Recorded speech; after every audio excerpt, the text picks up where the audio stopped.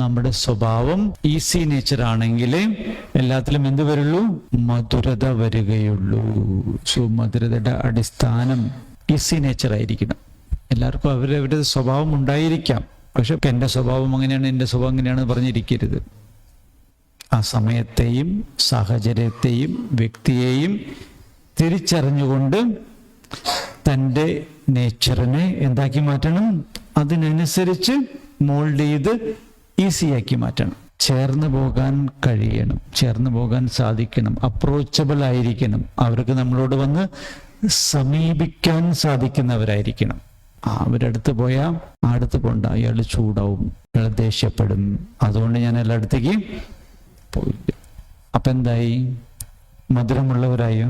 മധുരമുള്ളവർ എന്ന് പറഞ്ഞാൽ എന്താ അർത്ഥം? മധുരം കഴിക്കാനായിട്ട് വരും അല്ലേ? അടുത്ത് പോയാൽ നല്ലത് സുഖം കിട്ടും. അതാണ് മധുരത.